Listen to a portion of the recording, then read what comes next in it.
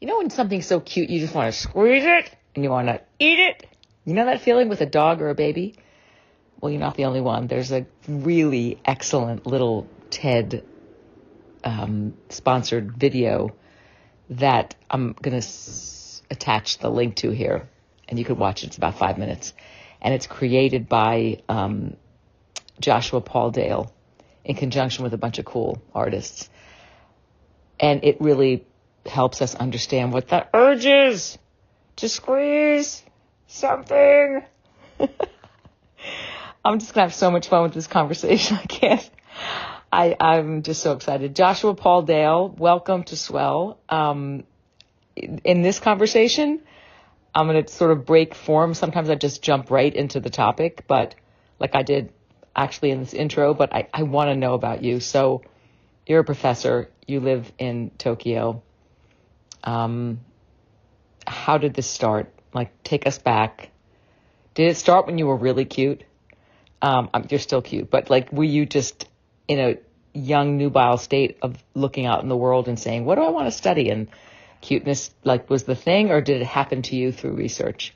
Let's start there. Tell us your story, and then I'm going to jump in. And welcome to Swell. Thanks very much, Deborah. I'd be delighted to talk to you about cuteness.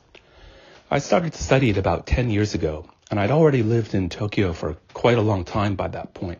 So I knew about kawaii, Japanese cuteness, because it's kind of everywhere. But I had never really thought about it before. And then suddenly I began to see road construction barriers around my house, the kind that have red and white, alarm signal cones and then bars between them. But these were different.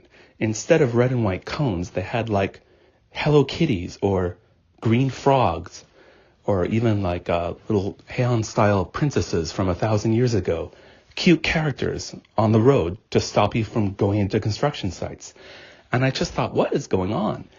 And then I realized as I looked around that cuteness is really just everywhere in Japan.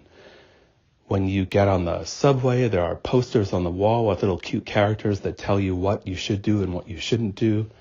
The manhole covers around my neighborhood have sort of brightly painted designs from manga characters on them. It's just all over the place. And when I saw that, I started to wonder why. And around that time, I read an article by an American professor about cuteness. And in that article, she said some things that really didn't register with me living in Japan. Like, she said that if you see something cute, it makes you want to take care of it, and that we sometimes resent that feeling of wanting to take care of that thing because it has a kind of power over us, and we might even want to act violently towards the cute object. And I just didn't like that idea. I mean, I have a cat, and I get very frustrated sometimes with my cat. But the cuteness of my cat is what helps prevent me from doing anything bad to my cat. So when I read that article and looked around me in Japan, I thought, there's something else here. I need to go deeper, and I want to figure out really what's going on. And that's how I started. Joshua, that is the greatest origin story. I love when something piques our interest and we just run towards it and it changes the course of our lives. It's just so inspiring. We have to be aware of what's around us because it could be incredible signs for what we're supposed to be doing in the world. And obviously this is yours. So let's talk about signage. Let's talk about, institutional design, or what do they call it? Environmental design. I think it's a really great place to start, especially in the Japanese culture. Do you understand, or can you light us up in that way of understanding what it means to sort of look at a demographic and say, what would they consider to be cute so that their emotions are wrapped around it and they'd want to respond to it in a positive way? How do people assess like a level of cuteness for the general public? Is there some kind of metric they use? Is there testing they go through? I know marketing has a lot of testing, but when you're doing public signage and you're doing environmental design and where people are trying to sway people towards a certain behavior, what metrics do they use to see what is cute enough or broadly cute enough, or how do they measure all of that? Like, what is there a science to that? I'm sure there is. And what's the process by which they can say, let's do these 5 steps, and then we know it's the cute one, and but I'm sure there's protocol, and I'm sure you bumped into this. So I'd love to understand about signage, public signage, and the cute factor. It's so interesting. Cute metrics for marketing. Well, actually, scientists have figured out in broad strokes the qualities that most people think of as cute. And that work goes back to the 1940s when the Austrian biologist Konrad Lorenz created what he called a child schema. So these are a set of traits that most people will think of as cute. They include a large head, a large forehead, big and low-lying eyes, round bulging cheeks, short and thick extremities, short arms and legs, a soft body surface with a springy, elastic consistency, and clumsy, wobbly movements. And since then, a lot of scientific studies have demonstrated that this is pretty much on target, and they've even extended it a little bit. There are new traits been added to the child schema, but there are things that we would mostly pretty much already think of, like fuzzy or cute sounds that were related to the cooing of a baby or chirping birds or things like that. I think the interesting thing about this is that even knowing these broad characteristics, we still can't definitively make a design that we can be sure of everyone will find cute. And I'll give you an example. When Hello Kitty was being designed, the designer had several iterations on her desk, and she was trying to figure out which one to use. And a colleague of hers walked by and pointed at one and screamed, "Kawaii!"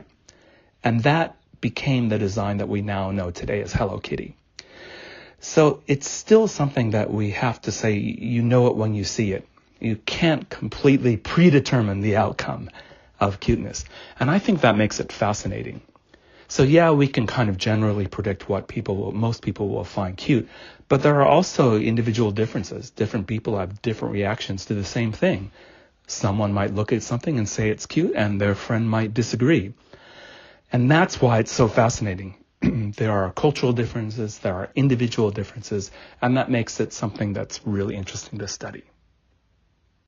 Hey, Joshua, that's so interesting, and you just made me think about the subjectivity of all of this. And we were talking about cute aggression, and I want to focus in on sort of the darker side of that when you do sort of mental health assessments of kids.